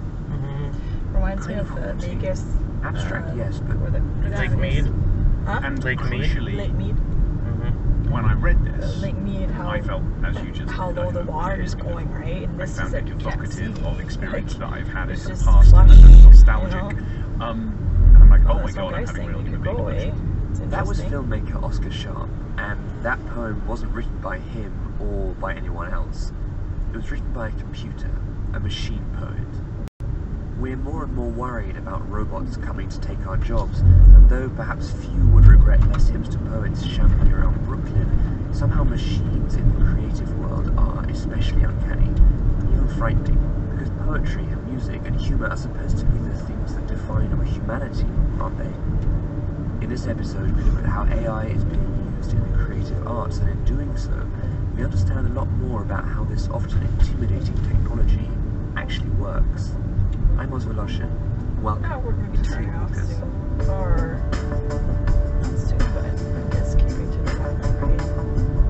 I don't understand why it's telling us that it's going to take 4 hours to go 260 kilometers. So I don't know what the fuck we're in for. Hi, Karen. So, We'll find out, but did Oscar's poem spring your delight? this is something I would have preferred it in your British accent, I think. Well, I can't blame you for that. It did remind me of, my friend is in a band called the X Ambassadors, and they partnered with this producer called Alex McKidd. Well, what's 60 times 4? We could literally go 60 kilometers an hour the whole way there, and it would take us 4 hours. Good. So I don't know what the fuck, like, we're not going... They used Watson was that they Yeah. crunched 26,000 Yeah, like it's so low. from the top 100 charts. There's no way we're going 60 kilometers an hour all the way to Whistler. Or, I mean, like, unless we're trapped behind this fucking thing the whole way. But I mean, there's no way the computer would know that, right? That's right. And then it's reproduce it. Right, which is interesting because I think anybody could kind of tell you what makes a top 100 song, right? They're called earworms. But when you think about a data set of 26,000, like, no human being can listen to that many songs and do anything productive after they hear it. So in this episode, we're going to look at AI and art in all different kinds of fields to really understand how computers crunch data to crack open this creative code. But first, I want to go back to the algorithm who wrote the poem we heard at the beginning of the episode, because that algorithm also wrote the film, Steven Spielberg of the machine learning world. And the algorithm's called Benjamin. So we're going to meet Benjamin and a few people. In 700 meters, keep left onto Trans-Canada Highway. Tim Geithner and Barack Obama. Not in that order. I'm essentially a ghostwriter and a photographer who learned to code one giant Frankenstein monster. That's Ross Goodwin. And that Frankenstein monster, it goes by Benjamin, and is the work of Ross Goodwin. In 300 meters, keep left onto Trans-Canada Highway. Neither of them actually named Benjamin. Well, it named itself. Or rather... Keep left onto Trans-Canada Highway. I read that in response to a question that was put to it, and Continue on current road for about 10 kilometers. It is rather uncanny. Okay. No, it does tell us to go the way that the signs did. Okay. Well, so whenever I mean, it makes a lot more sense now. Grab the by the lapels and yell into the face, can you build something that can write like people talk in some way? And one day in class, Oscar notices there's this sneakerhead and he's sitting on his laptop, and his laptop is writing without him touching it. And I'm like, oh, that's my man. So we go for coffee, and that coffee was a lengthy coffee. We're still having that coffee. We're still having that really long coffee. Such a cold coffee by now. You might not believe it if it happened in a film, but Oscar had stumbled on exactly the person he was looking for. Oscar came to me and he said, I want to make a movie from a computer-generated screenplay. And I said, of course, that sounds amazing, let's do it, but let's figure out how we're going to generate the screenplay, because that's a nuanced process with lots of steps, and we need to consider like every part of it. So Oscar volunteered himself to teach me all the things about storytelling and narrative and filmmaking. He turned me on to like Vladimir Prop, Joseph Campbell, all these theories of storytelling. And so they begin to experiment. I tried a bunch of prototypes that used like various structures that had been postulated by these theorists over time, and the output was not interesting. Despite following the rules laid out by narrative theorists, Ross couldn't get anything good just telling his programs what a story should contain. So a year passes, Oscar moves to LA, and I get this email from Ross, and it's the results of one of those experiments that he wants me to read. And read it he did. Ross had emailed the poem from the beginning of the episode. The room is blown away from the door, and the stones are beginning to shine. I immediately was like, oh my god, I don't know how he's doing this, but I said, don't know what technology you're using right now, but can we use it for screenplay? And so they did. And not just a screenplay, they actually produced a short is film Vancouver on a different time They zone? even got Thomas Middleditch, the lead on HBO. That would make sense. Starred in it. Check what time zone Vancouver is. Completely constructed. This is yours time. It's all about you to be true. Even watch the movie with the rest of the base. I don't know. I don't care. I know. It's a consequence. Whatever you need to know about the presence of the story. I'm a little bit embroiled. So what do you think, Carol? It kind of reminds me of when my parents used to take me to like a bad production of Macbeth or As You Like It. Dramatic. You're there and you're 7 or 8 and you want to understand what's going on. And so you kind of pay as close attention as you possibly can to what the actors are doing. Pacific Daylight Time. No idea.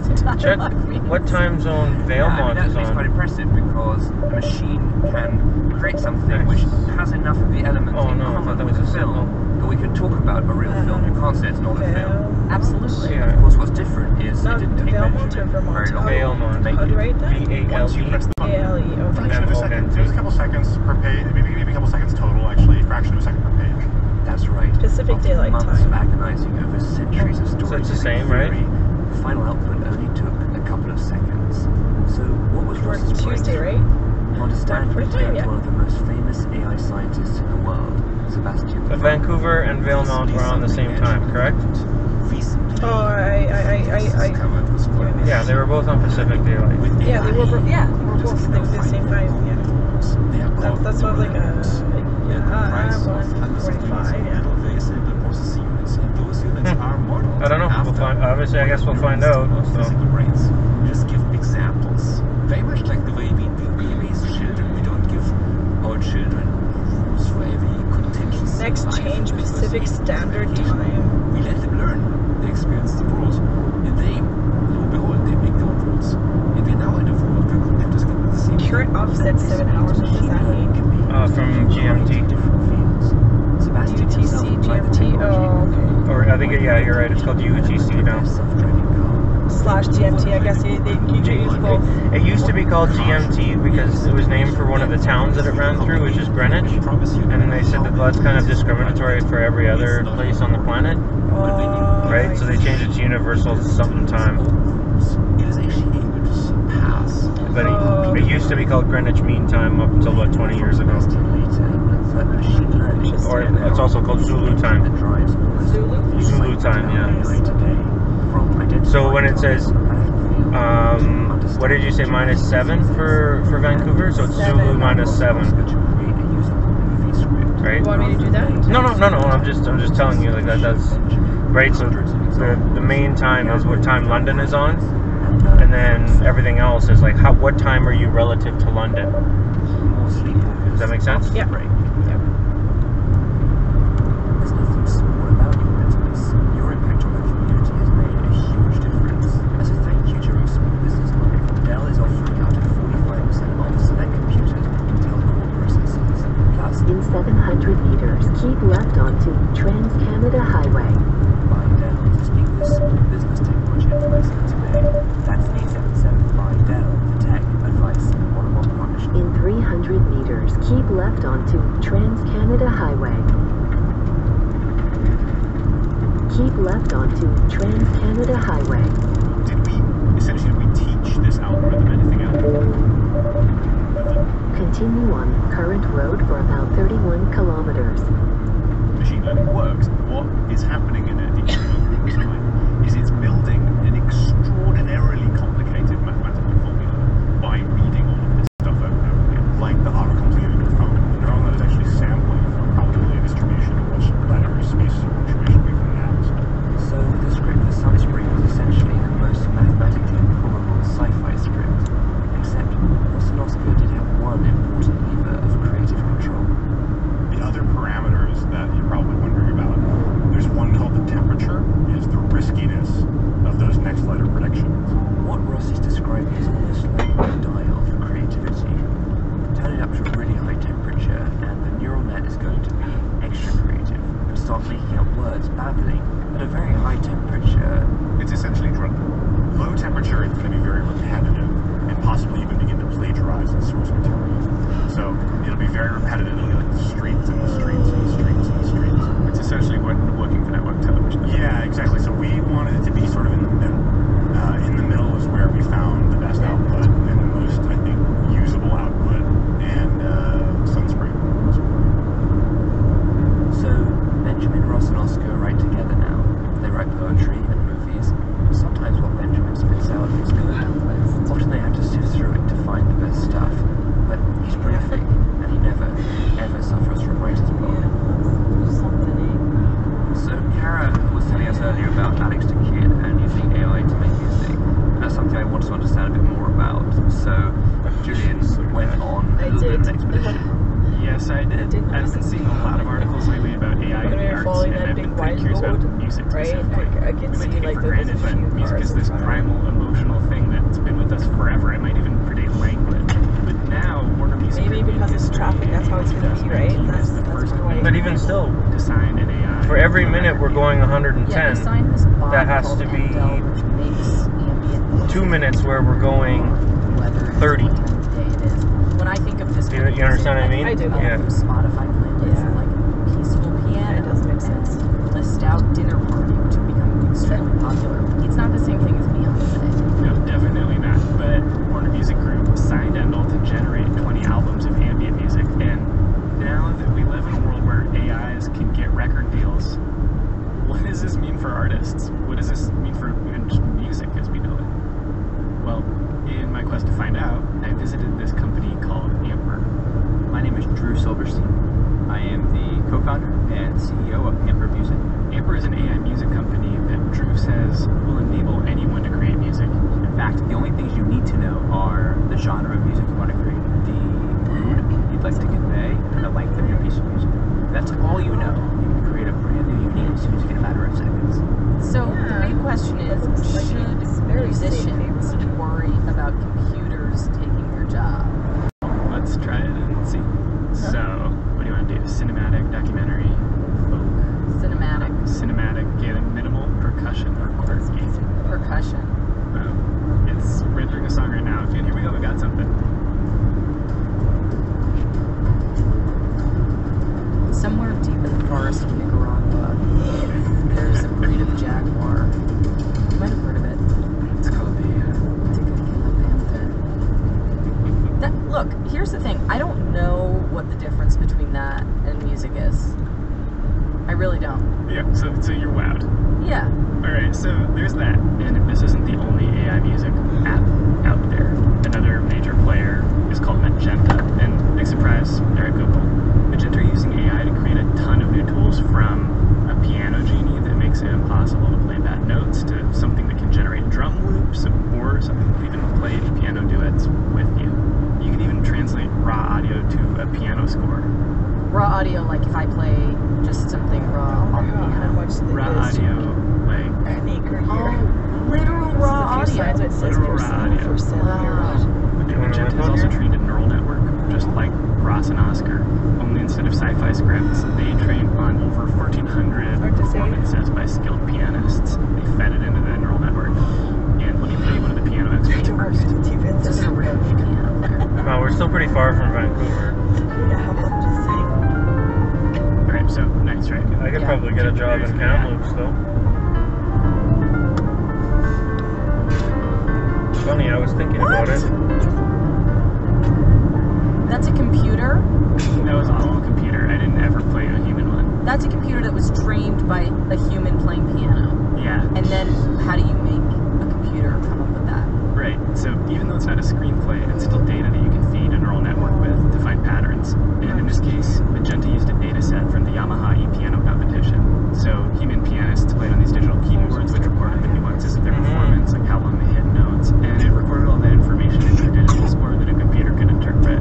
We've actually had that technology for a while now. It's called MIDI, but training a neural network on the data is new. See, the thing that I come back to is that a computer doesn't know it's playing music. So much of watching a musical performance is knowing that this is coming from someone who is emoting. Right, yeah, there's an emotional communication happening, right? That's right. I do think, though, the future is not rejecting this. It's better to imagine what would Stravinsky have done with this kind of technology. Because Stravinsky is still a musical genius, right? Yeah, definitely.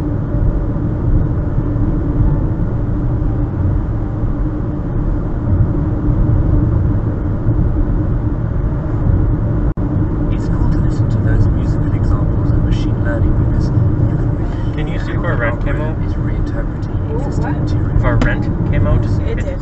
It did? Okay. It didn't come out yesterday, which I thought was weird.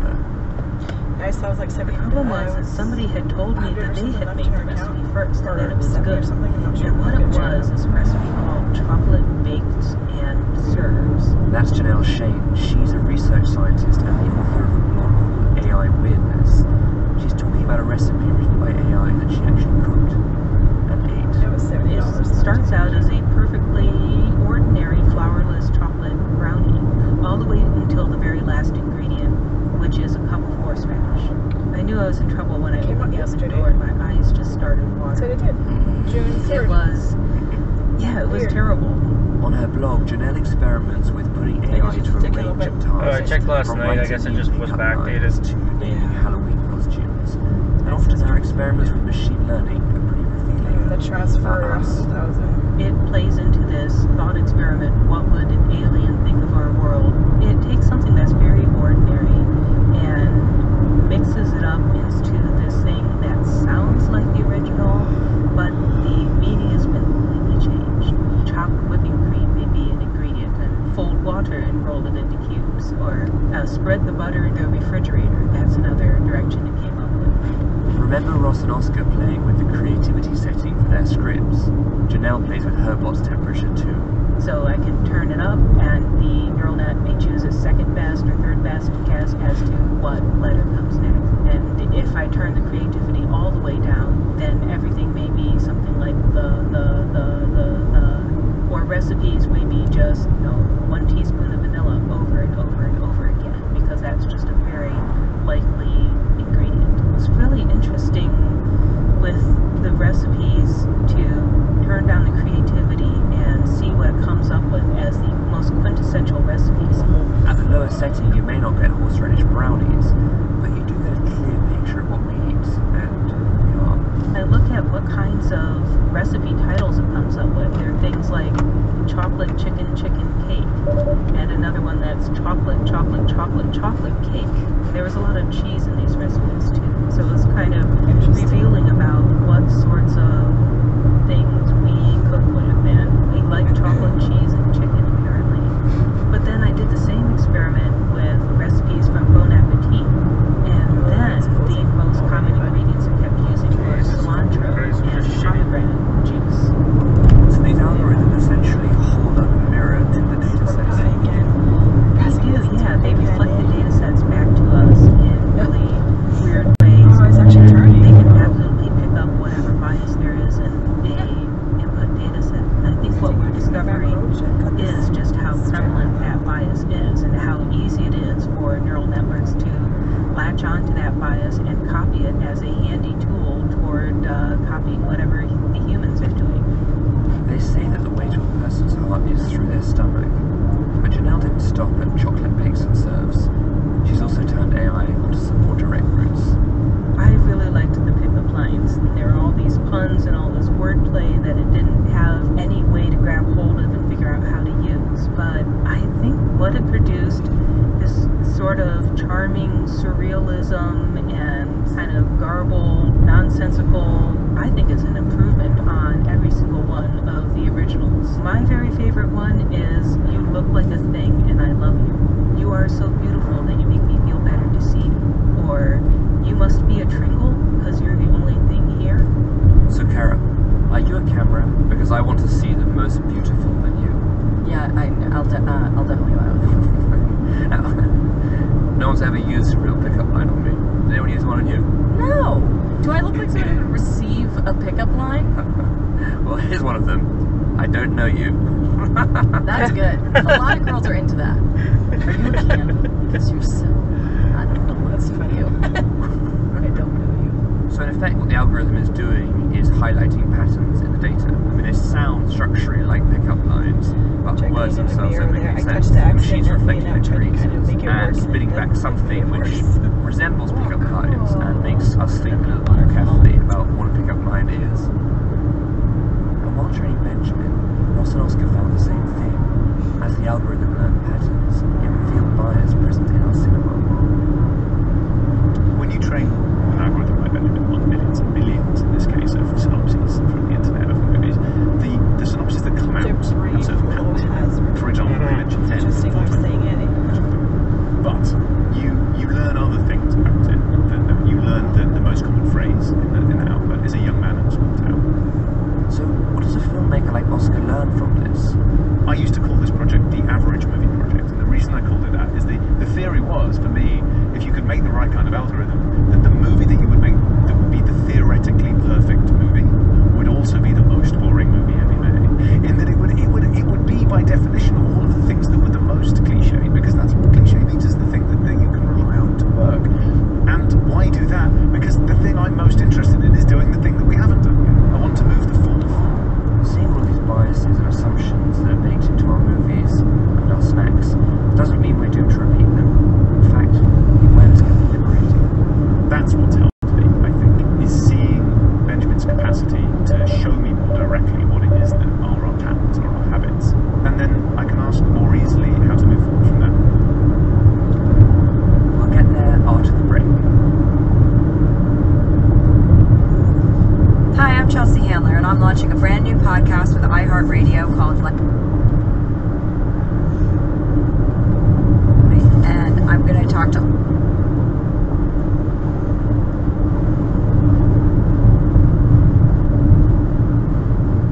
my BFF, Mary McCormick.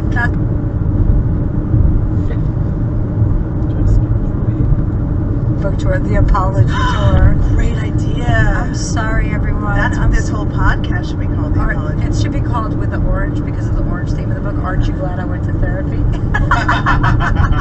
Life Will Be the Death of Me with Chelsea Handler. Listen and subscribe at Apple Podcasts or wherever you listen to podcasts.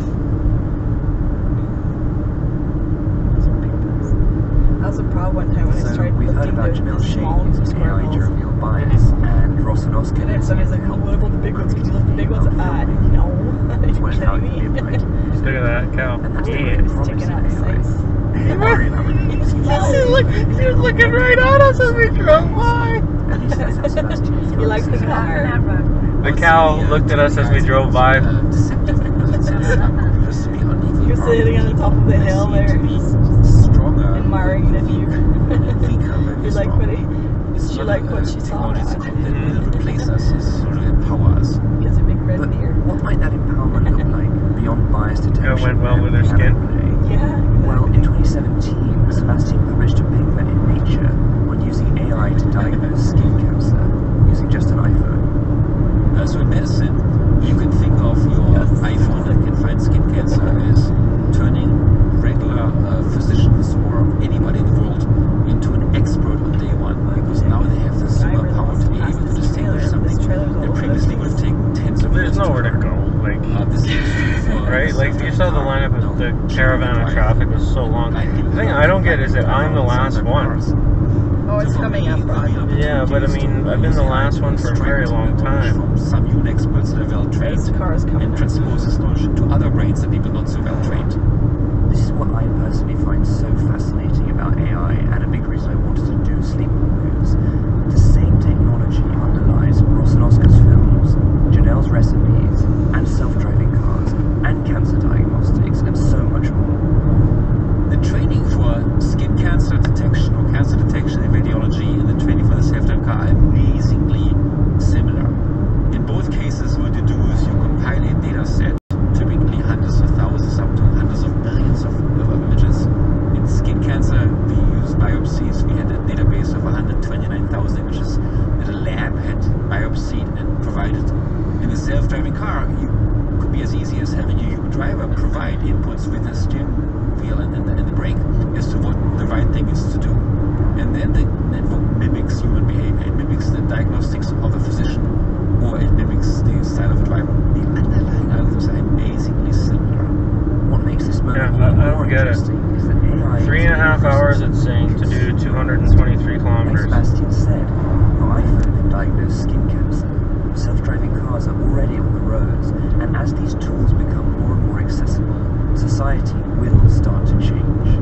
These technologies become closer and closer to us. The fact that you carry a cell phone is a big deal. You might not see it this way, but what it just puts the computer seamlessly into your life. Your texting app, your SMS is so close to you that you can now talk to people thousands of miles away on a button press or on a microphone. That makes you effectively superhuman without the actual physical implant. You will be actually. When it comes to AI, for now, leading-edge algorithms are often limited to those of us who can't code, who don't have the means to learn. Oscar wouldn't have been able to make Sunscreen without Ross's technical expertise. But that's all starting to change. Julian, you spoke with somebody making AI more accessible. Yeah, while we were looking into AI and music, we came across Runway ML. They're a lab based in Bushwick, and they feel strongly about letting more people in to work with AI creatively. I spoke with Cristobal Valenzuela, the co-founder of Runway, which is basically like the Adobe Creative Suite for AI. So think of a program that looks like Photoshop. They're adding tons of different AI models to the Runway app, where instead of having to know how to code, you can just manipulate some sliders and dials and still have AI generate something. If we really think of this as a game-changing technology that will impact us for like years to come, we need to have more people from different backgrounds and disciplines jumping into that discussion and proposing ways of looking at algorithms that those researchers and those scientists are not thinking of. This is going to impact us, and it's going to change the way we see not just the world, but ourselves. Not just ourselves, but how we think about our creativity. And the list of things that Runway can help you do is frankly crazy. We'll post some on our Instagram at Sleepwalkers Podcast, but just one example. You can take video of any one of us and have their body copy the poses that you make in your webcam. So Cristobal actually tweeted one of him trolling Stephen Colbert's body on The Late Show. Just with his webcam moving his arms, Stephen moves his arms. It's nuts, right? And imagine that kind of technology. They're probably going to start thinking about them as not like something that's going to destroy creativity or going to replace writers and artists or whatever. This is going to be a typewriter. This is going to be a paintbrush, and people will start building and using it to understand their own creativity in a new way. Of course, as always, it's up to us to make sure we use these new tools for good. If I build a shovel, okay, and you decide to go to the beach and dig in sand, you're biased. You're digging in sand. Guess what? Your shovel will only turn up sand. The same is true for AI. If you give it a certain type of data set, I can promise you, whatever you get out reflects the data you put in. It's up to us, the people, to make responsible decisions. And as we want to create equal opportunity and eradicate certain biases in society that exists today, it's up to us to do it. And I promise you, if you work hard on this, AI technologies will reflect that. But even Sebastian, one of Silicon Valley's great optimists, recognizes the risk. In 700 meters, turn right onto Caribou Highway. Technologies can be abused to harm people, like my kitchen knife, which serves me a great purpose every time I have guests over and shopping my produce, can also be abused to harm Hoping people. the majority of these cars turn left.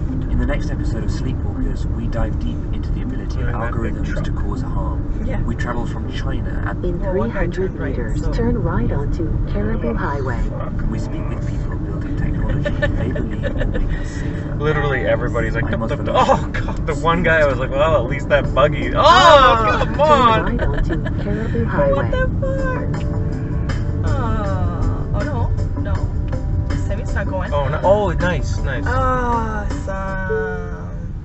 Production of iHeartRadio and Unusual Production. He just won. There's so much we don't have time for in They our were just getting in the right lane. We'd love to share with you. So, for the latest AI news, live interviews, and Continue on current road for about 11 kilometers. or at sleepwalkerspodcast.com. Special thanks on this episode to Pausuris, who introduced us to Oscar, Ross, and Benjamin, and to Artificial Intelligence, which composed over half the music in this episode. Could you tell which one? It's semi-raw on your head. Sleepwalkers is hosted by me, Oscar Oshin. And co-hosted by me, Kara Price. We're produced by Julian Weller, with help from Jacopo Penzo and David Chicoy. Mixing by Tristan McNeil and Julian Weller. Our story editor is Matthew Riddle. Recording assistance this episode from Joanne DeLuna. Sleepwalkers is executive produced by me, Oscar Oshin, and Mangesh Hattingada.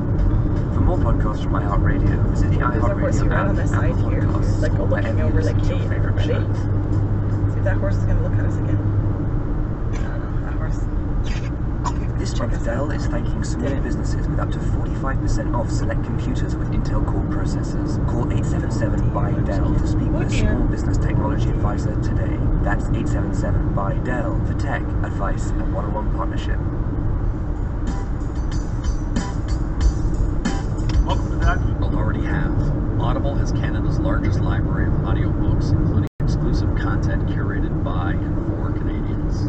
Experience books in a whole new way, where stories are brought to life by powerful performances from renowned actors and narrators. With a free Audible app, you can listen anytime, anywhere, whether you're at home, in the car, or out on a jog. The first 30 days of the Audible membership are free, including a free book. Go to www.audible.ca/CBC to learn more. Hello? Hi, gotcha. Hi. So where are you? I'm outside the court. We've just finished the third day.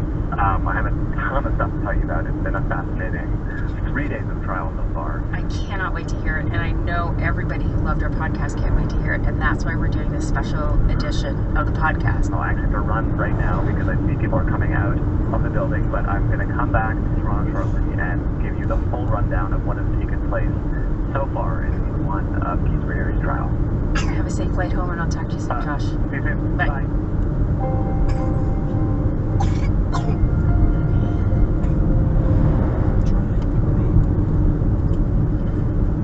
Hello, Josh. Hello. Welcome back. Thank you. Should we get this started? Yes. I am Josh Block. This is a bonus episode of Uncover Escaping Nexium. And I'm Kathleen Coulter, one of the producers of Escaping Nexium. And you've just come back from 3 full days of the Keith Raniere trial. I have, and I want to tell you about it, but just before I do, just to remind listeners of how we got here. Initially, Keith Raniere was arrested with 5 other Nexium leaders, 5 women who were part of his inner circle. They've all pleaded guilty, so Keith Raniere is standing trial alone. There was Nancy Salzman, the president of Nexium. There was her daughter, Lauren Salzman. There was Kathy Russell, a longtime bookkeeper, and Senator Bronfman. And, of course, Allison Mack. Allison, any comments on the court today and seeing Keith?